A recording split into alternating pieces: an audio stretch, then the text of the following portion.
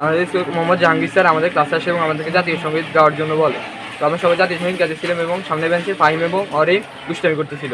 তো স্যার ছিল ক্লাসের বাইরে, উনি হুট করে এসে ফাহিমের উপরে থাপ্পড় মারা শুরু করে এবং ফাহিম সেখানে বসে অজ্ঞান হয়ে যায় এবং অরিন তাকে ধরে, অরিনকেও স্যার থাপ্পড় মারে। তারপর সেখান থেকে ফাহিমকে অন্য একটা রুমে নিয়ে যাওয়া হয় এবং বলা হয়, অন্যরা বলাবলি করতেছিল যে ফাহিমের অভিভাবককে কল দেওয়ার জন্য, কিন্তু স্যার বলে যে ফাহিমের অভিভাবক যাতে কল না দেয়। তাই মাহাতাব ওরা জাতীয় সঙ্গীত গাইতেছে, শয়তানি করতেছে, দুজনে দুষ্টুমি করতেছে। দুষ্টুমি করা ঠিক আছে?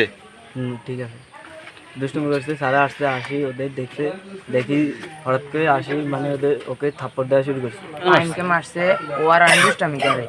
তো হঠাৎ করে আসছে বাইরে থেকে, আসছে আর হঠাৎ করে কলার ধরে থাপ্পড় মারা শুরু করছে।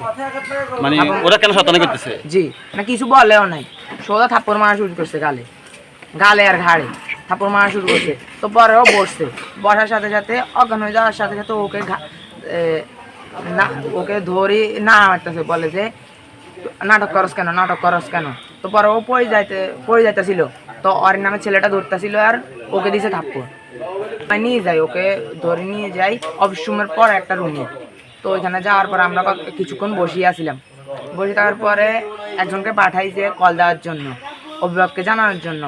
তো হেড স্যার বলে যে না, জানানো লাগবে না। এরপরে ওটা কি ওনার ক্লাস? যে না, ওটা কার ক্লাস ছিল?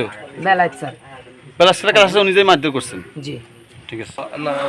আমার নাম মাহবুবুর রহমান ফাহিম, আমি কোলাহারকান্দি উচ্চ বিদ্যালয়ের একজন নবম শ্রেণীর ছাত্র।